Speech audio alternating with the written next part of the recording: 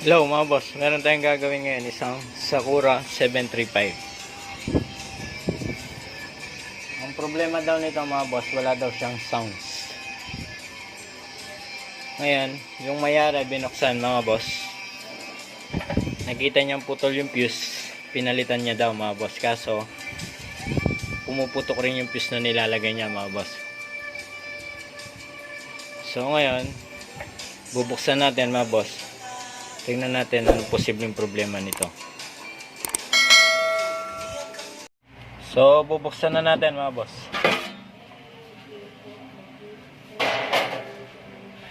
So, bali yan siya mga boss. Kung napapansin nyo, ito yung mga fuse. Ayan. So, ngayon, titignan natin anong problema nito mga boss. So, ayan siya mga boss.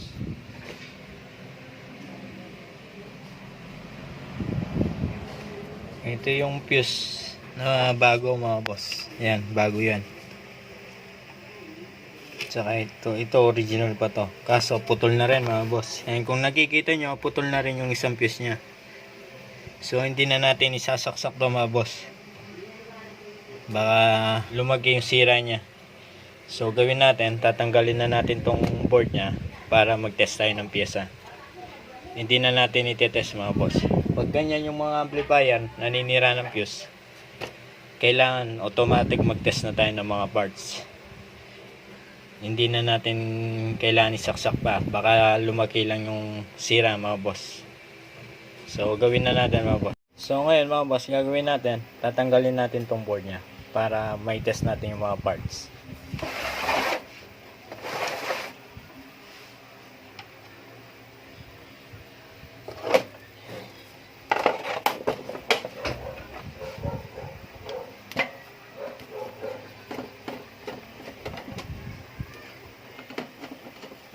So, ayun siya mga boss.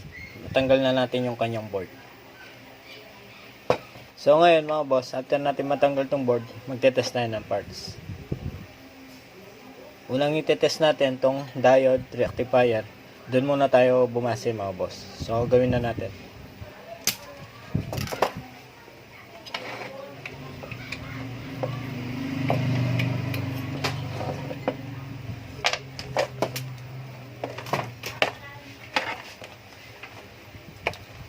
So, tinanggal ko tong diode niya mga boss. Ito yung unang nating itetest. So, itest natin mga boss. Ito kasi pag shorted ito mga boss, panigurado mamumutol ng fuse yung amplifier. So, kailangan hindi ito shorted. So, try natin.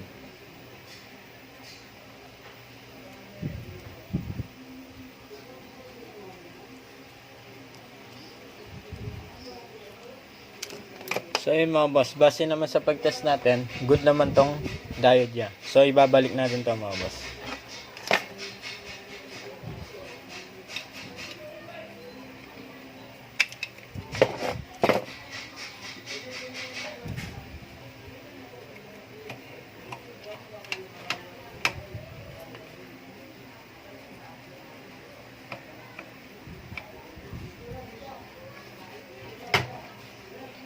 So yun mga boss, naibalik na natin. After natin may balik tong diode niya mga boss, tatanggalin natin tong mga power transistor.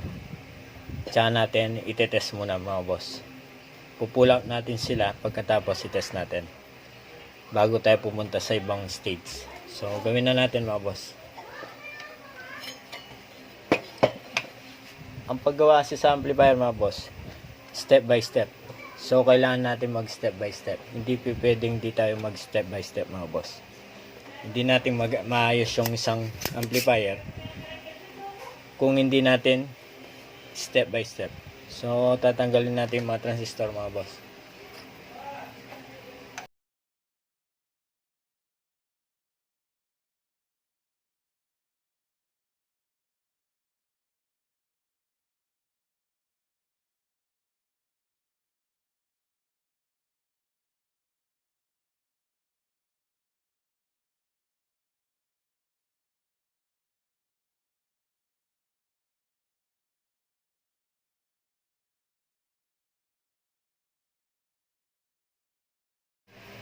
So ayan mga boss, nakita nyo, tinanggal natin itong mga power transistor.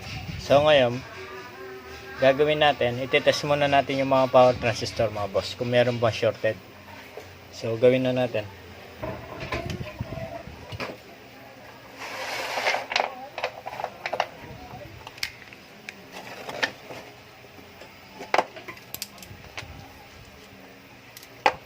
Kailangan mga boss, pagdating sa power transistor, alam nyo i-test mga boss. Kasi kung ito, hindi nyo alam i-test, patay na. Hindi nyo maayos yung mga amplifier. So kailangan, alamin nyo to mga boss. So hindi ko na may tuturo sa inyo mga boss kung paano ko pa i-test ng mga transistor. Kung may time, ituturo ko sa inyo mga boss kung paano mag-test ng power transistor sa mga amplifier. Sa mga baguhan mga boss, malaking tulong yan. So ngayon, itetest na muna natin to mga boss.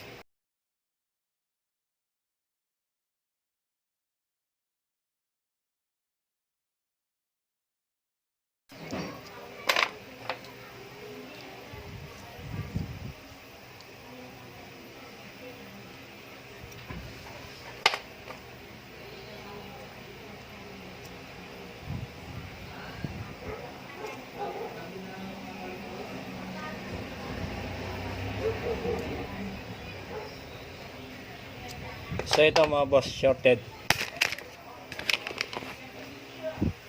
Meron isang shorted mga boss. So ito yung dahilan bakit napuputol yung fuse nitong amplifier na to mga boss. Kahit meron kang isang sakong fuse mga boss, kapag meron shorted na parts yung isang amplifier, asahan mo mga boss, mauubos yung fuse na yan sa kakapalit mo ng fuse kapag meron shorted tong amplifier. So ito mga boss, dahil shorted to, itutupin na natin yung panya para hindi na siya mapasama sa mga good na transistor. So ngayon, after natin may test tong mga power transistor mga boss, ito lang yung shorted, yung problema. Dito muna tayo magpo-focus mga boss. Magpo-focus muna tayo dito mga boss. After natin ma-test yung mga power transistor, nalaman natin meron isang shorted doon. Ngayon, magpo-focus naman tayo dito sa mismong board. I-check natin tong mga driver ng power transistor. Itong mga transistor din to mga boss. Ayan. Tatanggalin din natin yan, pagkatapos iti-test din natin itong apat na yan. So gawin na natin mga boss, tanggalin na natin.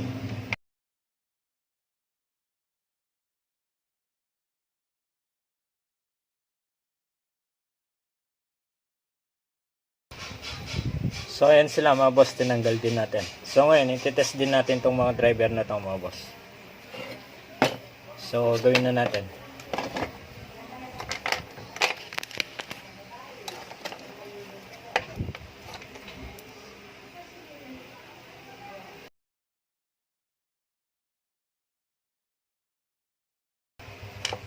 So base sa pag-test natin mga boss, itong driver ng mga power transistor, okay naman sila. Wala naman diferensya tong mga to mga boss.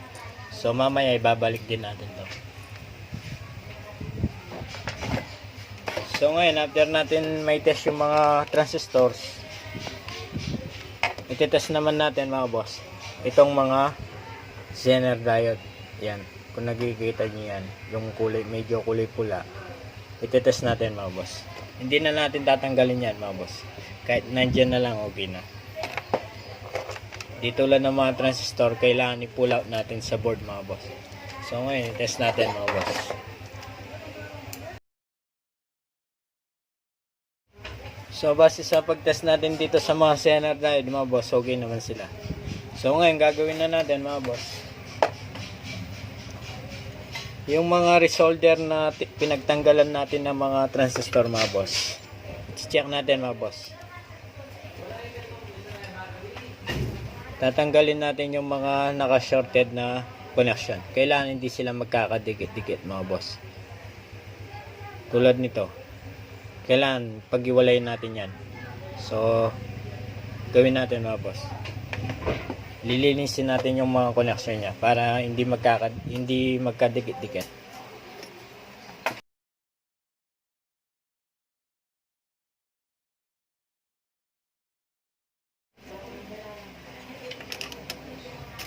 So ayan mga boss, kung nakita nyo, hindi kasi pwedeng magkadikit-dikit yan mga boss. Kasi mga boss, mag-check tayo ng voltahe.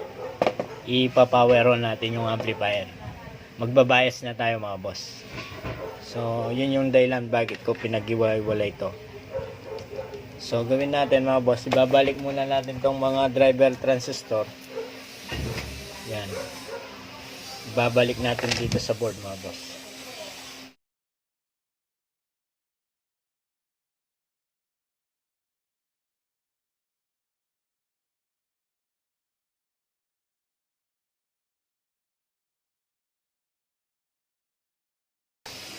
So ayan mga boss, naibalik na natin itong mga driver transistor.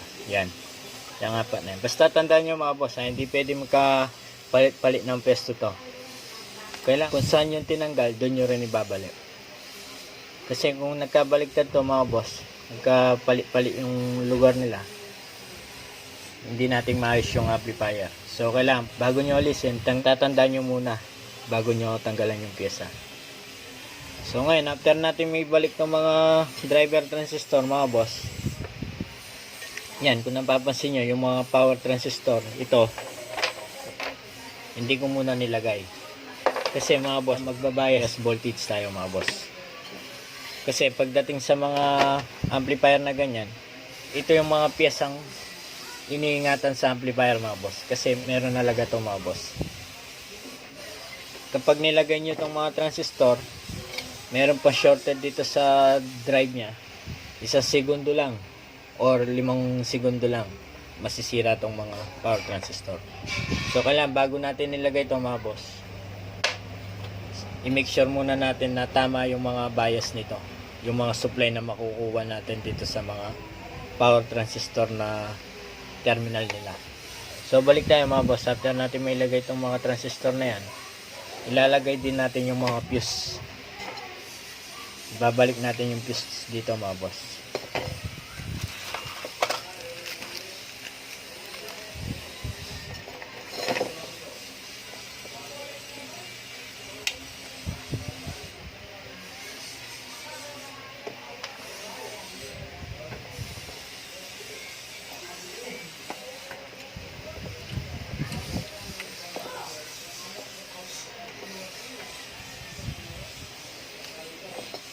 So ayan mga boss, nailagay na natin yung kanyang fuse.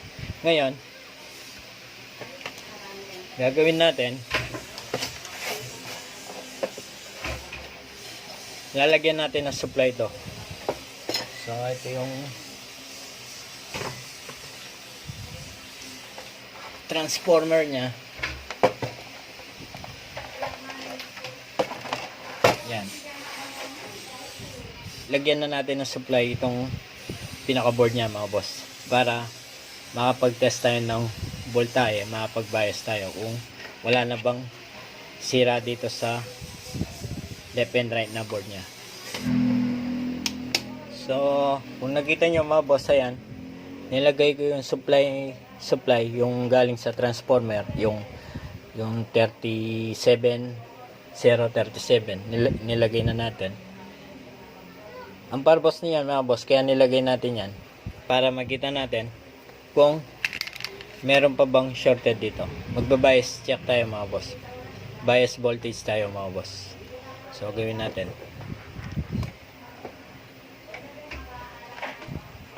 ngayon mga boss, i-plug natin. Pagkatapos magsusukat tayo ng voltahe dito sa mga output transistor, kung saan natin tinanggal yung mga power transistor. Magte-test tayo mga boss. Kailangan para-pareho yung supply na mariread natin. Kasi kapag hindi para-pareho yung supply na mariread natin dito sa mga output transistor mga boss, ibig sabihin meron pang shorted dito sa mga transistor na driver. So kailangan, importante yung voltage check mga boss. So ngayon, gagawin na natin mga boss. Gamit tayo ng tester na digital. Mas maganda itong panggamit sa mga amplifier pagdating sa supply mga boss. Set natin sa 200 DC.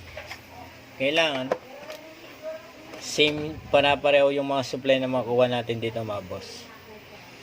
NP, NP, NP. So, i-try natin mga boss. Saksak natin. Tignan nyo yung fuse kung hindi ba puputok.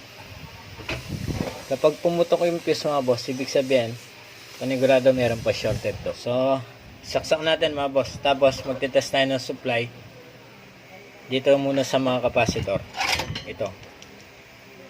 Titignan natin kung nakakatawid na ba yung supply.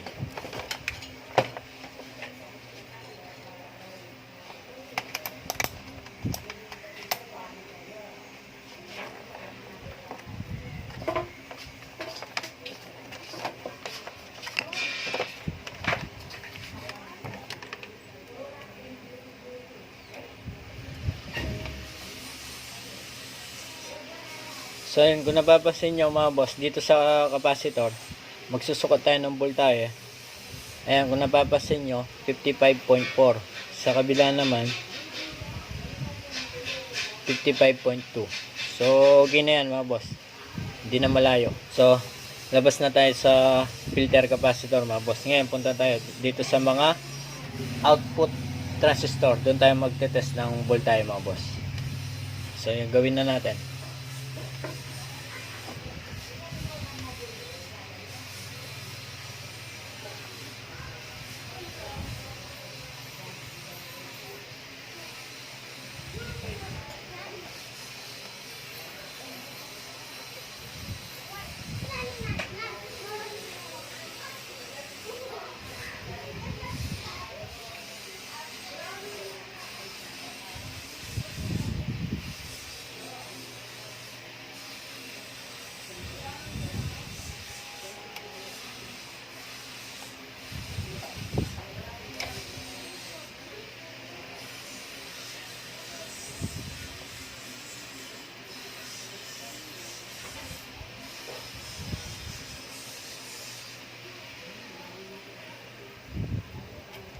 So yun, kung nakita nyo mga boss, yung voltaheng nare-read natin dito sa tester, alos para-pareho lang sila. Meron lang negative tsaka positive. Kasi mga boss, yung nakuha natin sukat dito, NP, NP, NP mga boss. So kung napansin nyo, alos same lang. So ibig sabihin mga boss, kapag ganun, wala na shorted dito sa part na to mga boss. Okay na yung mga resistor nya, tsaka mga driver, mga resistor, diode, wala naman open. Kasi kung meron sira dito mga boss, dito sa parting to, mga boss, hindi natin makukuha yung supply na para-pareho dito mga boss. Kung saan tayo nag-check ng voltahe, hindi natin makukuha yung voltahe na yun mga boss, kung sakaling merong shorted dito mga boss. Kaso yan, kung napasin nyo, alas same lang yung mga voltaheng na-read natin, nakuha natin. Ibig sabihin, wala na shorted dito mga boss. Yung mga parts dito, okay lahat. Yan mga boss, gawin naman natin base to emitter mga boss. Doon naman tayo magte-test ng voltahe. Base to emitter.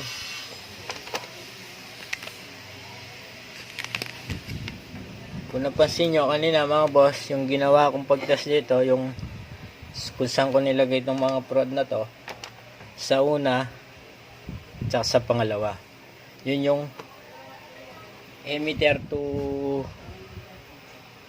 tama ba?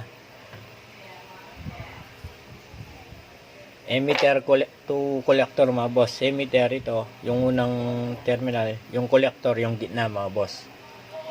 So gagawin naman natin second test voltage naman natin mga boss. Emitter yung una, tsaka dun sa base. Kung napapansin nyo, tatlo yung paa nito. Yan, tatlong paa. Kanina nagtest tayo dun sa 55 na kuha natin dito sa emitter yan, tsaka collector dun sa gitna. Kung napansin nyo, yung nakuha natin voltahe nasa 55 point something. Halos para-paraw lang lahat sila. So ibig sabihin, okay yun mga boss. Ngayon naman gagawin natin, emitter yan sa una, tsaka sa base. Yan naman yung kukunin natin voltahe mga boss, kung same din sila. Sinample ko lang to mga boss, pero hindi ito yung titest natin. Titest natin dito sa parting dulo-dulo mga boss. Isa dito, tsaka dun sa isa sa dulo. So, gawin na natin mga boss. So, i-plug natin. Ngayon, magsusukat na tayo ng voltage mga boss. Pag masdan nyo yung tester, tignan nyo. Emitter to collector 0.3 0.3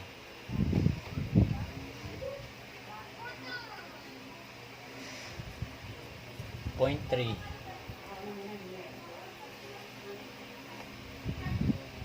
0.3 0.3 0.3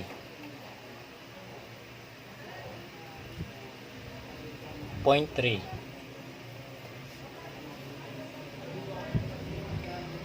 0.3 mga boss. So kung napansin nyo mga boss, halos para-pareho lang yung nakukuha natin voltahe.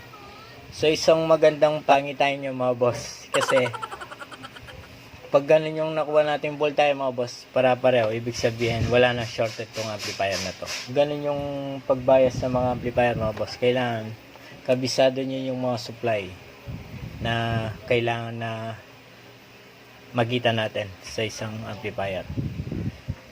So base doon mga boss, nakita nyo all same naman yung nakuha natin mga supply.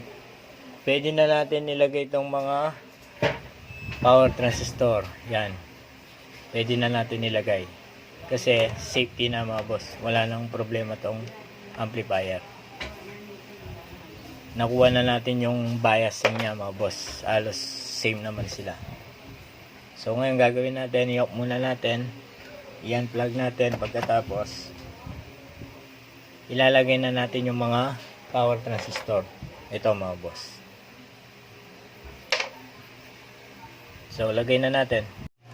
So ngayon mga boss, after natin may bias tong amplifier na to mga boss, na okay naman yung mga supply na nakuha natin, pwede na natin ilagay itong mga power transistor. Ito, pwede na natin ilagay ito mga boss. Ilalagay na natin dito. Yung isang channel muna yung ilalagay natin, yung dito, yung nakikita yung apat na yan, apat muna ilalagay natin mga boss. So gawin na natin. So ngayon mga boss, itong apat na to, ito muna ilalagay natin sa isang channel, either na left or right. Ito siya mga boss. Yung banda dito muna yung ilalagay natin. Yan, itong party na yan, yung apat na yan. So ilagay na natin mga boss.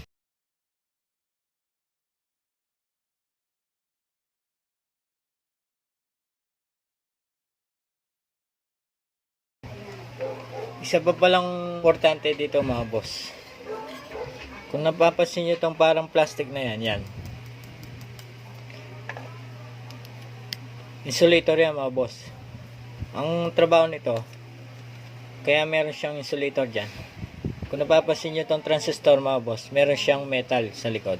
Ito kasing metal na yan mga boss, bawal kasi mag-connect dito. Once na ito dumikit dito mga boss, pag sindi ng amplifier nyo, pag switch nyo, agad sibak rin yung fuse mga boss. Mapuputol din agad tong mga fuse na to once na itong heatsink na to, itong ground na to, tsaka ito nagkadikit, panigurado subog yung fuse. So kailangan kapag nilagay nyo na to dito sa heatsink mga boss, siguro din yung hindi siya naka-short dito. Papakita ko rin sa inyo mga boss.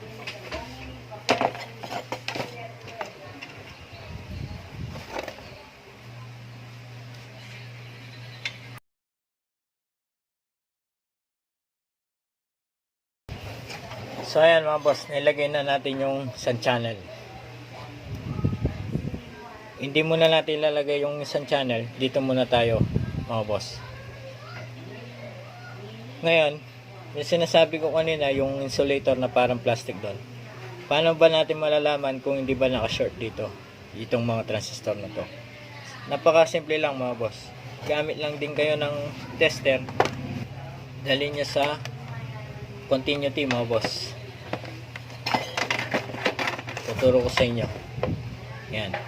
Yung isang test rod, ilagay nyo, itap nyo to dito sa mismong ground. Dito. Yan.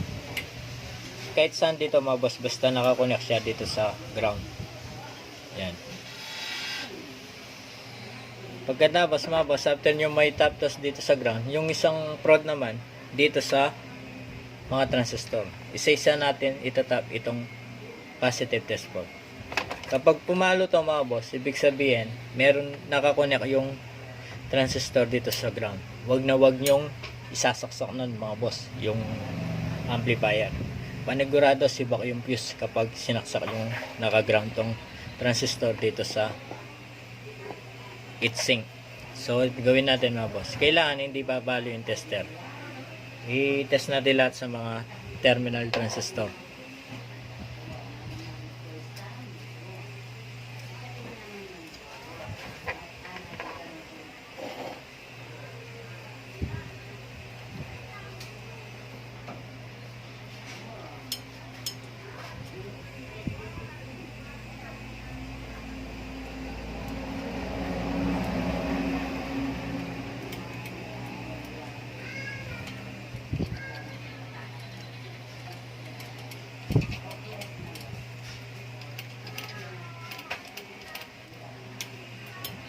So kung napansin nyo mga boss, yung tinatap ko dito yung positive test rod, hindi naman pumapalo yung tester. So ibig sabihin, okay yung paglagay natin ng mga transistor.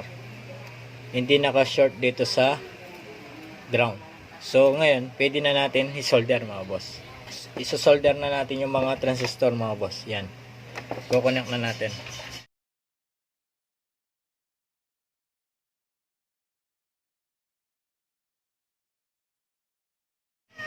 So, bali ayun siya mga boss. Na-connect na natin tong, nainang na natin tong mga power transistor. Basta make sure nyo lang mga boss, wala siyang naka-ground shorted na pag-inang. Double check nyo mabuti mga boss yung inang nyo. Baka kasi magkadikit-dikit, di nyo napansin, patay. Putok agad yung mga fuse. So, kailangan pagdating sa mga pag-inang mga boss, double check natin bago natin iwan. So, ngayon, eto, okay na sila. So, gagawin natin mga boss, lalagyan na natin na supply muna to para mai-test natin yung isang channel kung lalabas na ba yung sounds. Kukonek na muna natin dito sa kanya mga boss. So, ayun siya mga boss. Nailagay na natin yung board dito sa mismong ampli. So, ngayon gagawin natin mga boss, paanda rin natin. Lagyan natin ng speaker tsaka ng signal para malaman natin kung tutunog na ba itong sound channel. So gawin natin mga boss. So yun siya mga boss. Ngayon ipa-power on natin. Try natin. Muna natin yung kanyang volume. Tapos i-power on natin mga boss. Tignan natin kung meron na ba siyang lalabas na sounds. So power on na natin mga boss. Then kung napansin nyo nag-power siya, yun, kung narinig nyo rin mga boss, nag-release yung relay. So hindi naman pumutok yung fuse niya mga boss kahit na nakalagay na yung transistor. Ngayon try natin i-volume kung meron ba siyang lalabas na sounds. So ayan mga boss, meron na siyang sounds ngayon. Ibig sabihin meron na siyang sounds, hindi na siya namumutol ng fuse kasi nakuha na niyang may palabas yung kanyang sounds. Ayan siya mga boss. Yung kabila wala pa siya kasi wala pa yung mga transistor. Bumasi muna tayo sa sun channel kung under na ba siya. So ngayon nakita natin tumunog na yung nilagay natin mga transistor. Yun naman isa ilalagay natin mga boss. Yun namang 4 na transistor, yun naman yung ilalagay natin. Kung under rin ba siya. So patayin na natin mga boss. Ilagay na natin yung mga ibang transistor.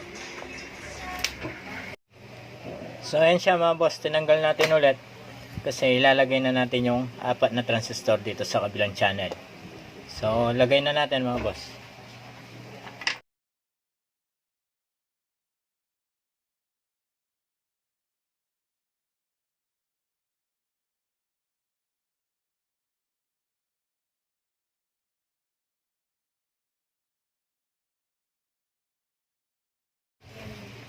So yung isa mga boss, di ba ayan, shorted. So ito, meron tayong pangpalit dito. Ayan, bago pa siya. Di pa siya nagamit mga boss. Ito yung lalagay natin. Ito yung sira mga boss. Ayan, magkamukha sila. Meron silang number 2SA1943 mga boss. So ilagay na natin.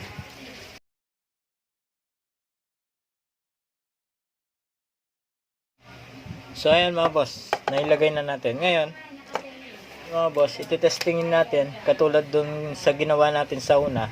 Titest natin kung hindi ba nakakonect tong transistor dito sa ground. Importante yan mga boss. Kailangan bago nyo isolder itong mga transistor, itest nyo muna kung hindi ba naka-ground dito sa heatsink. So gawin na natin. Yung isang terminal dito sa ground. Ngayon, yung positive dun naman sa mga paan itong transistor mga boss. So try natin. So yun siya mga boss, wala naman siyang grounded. Yung mga transistor hindi naman naka-ground dito sa heatsink. So pag ganun mga boss, pwede na natin i-solder. So i-solder na natin tong mga transistor mga boss. Ayan. So gawin na natin mga boss.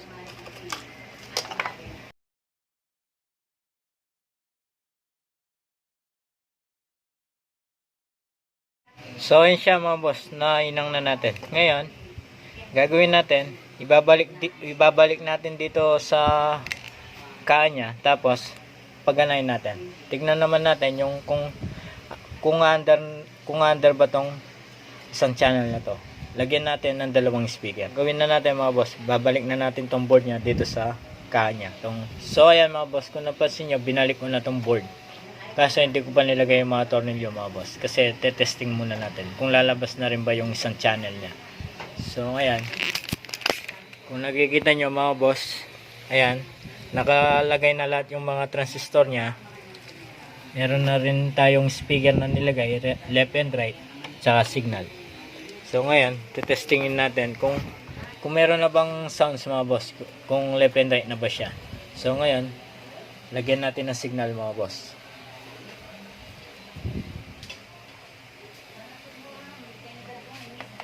So ipa-plug natin mga boss. Tapos power on. Ayan, kung napansin nyo, nag-power on siya, naka-blue. Ngayon, try natin volume. So wala siya mga boss. Oh no! So hindi talaga lalabas yung tunog mga boss kasi nakalimutan ko ilagay itong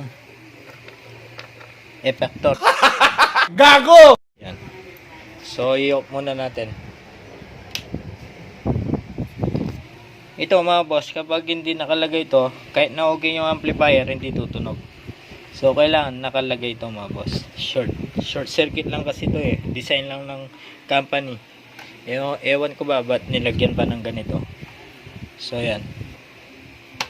Yan. Ganyan lang yung connection yan mga boss. So ngayon, power on natin ulit.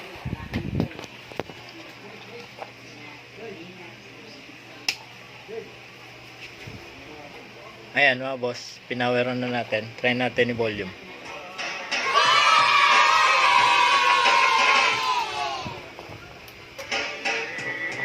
Wow! Nice. So ayan mga boss, kung napansin nyo, tumutunog na siya. Yung left and right niya, pareho lang mayroong sounds. So ganun lang yung paggawa mga boss sa mga amplifier. Kaso yung paggawa sa mga amplifier medyo matrabaho lang mga boss. Sayaw gusto mo mag step by step ka mga boss. Mas mahirap kasing gawin yung amplifier mga boss kaysa sa video. Mas mahirap yung audio kaysa sa video. Tulad nito mga boss.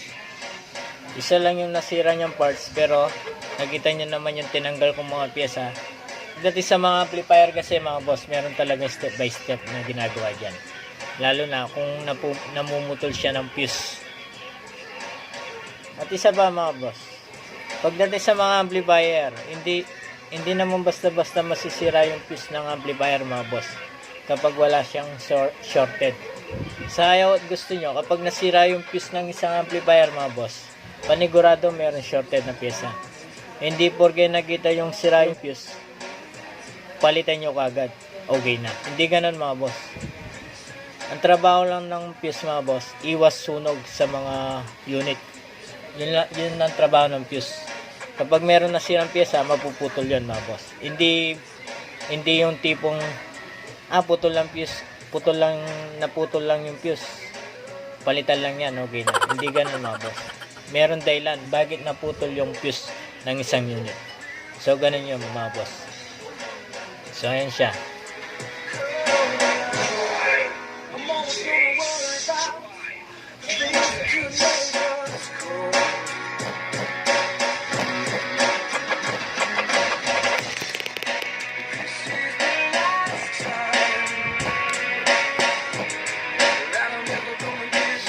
So okay na to mga boss. Ganun lang yung paggawa sa mga amplifier mga boss. Step by step. Kapag namumutol ng fuse na sa primary kayo, itetest nyo yung diode, capacitor. Yun yung unang gagawin yung itetest nyo. Pangalawa, kung nakita nyo okay yung rectifier, diode, capacitor, tanggalin nyo yung mga power transistor mga boss. Yung mga power transistor na sinasabi ko, ito. Tanggalin nyo lahat yan mga boss. Kapag yung isang amplifier namumutol ng fuse, tanggalin nyo lahat yan. Pagkatapos, i-test nyo mga boss kung meron ba shorted. Ngayon, kung meron kayong nakita shorted or wala,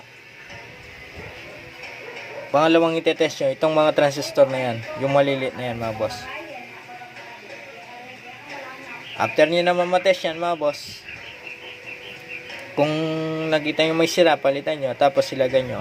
Pagkatapos, lagyan nyo na supply itong board, paandarin nyo. Doon na kayo magte-test ng voltage mga boss. Doon na kayo mag-check ng voltahe kung tama ba yung supply na nilalabas dito, papunta dito sa mga output transistor. Importante kasi yung pagte-test ng voltahe mga boss. Isang paraan yun para madali nyong mahanap yung problema. Lalo na pagdating sa amplifier, merong biasing to mga boss. Huwag na huwag yung ilalagay itong mga transistor na yan mga boss. Kapag nag-check kayo ng voltahe, hindi para-pareho yung supply na nakukuha nyo. Huwag na huwag yung ilalagay itong mga transistor mga boss. Panigurado, sabog kagad yung fuse kapag nilagay nyo itong mga transistor na yan, kung hindi same yung voltahe na nakukuha nyo dyan.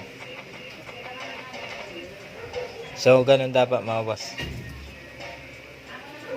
Bago nyo ilagay itong mga transistor na yan, siguro din nyo munang yung nakukuha yung voltahe dun sa emitter collector, para pareho sila. At saka dun sa emitter to base. Kailangan same lahat ng voltahe na nakukuha nyo bago nyo ilagay itong mga transistor. Yan yung tandaan nyo mga boss. Puta edi wow! So hanggang dito na lang tong video na to mga boss. Kung meron kayong natutunan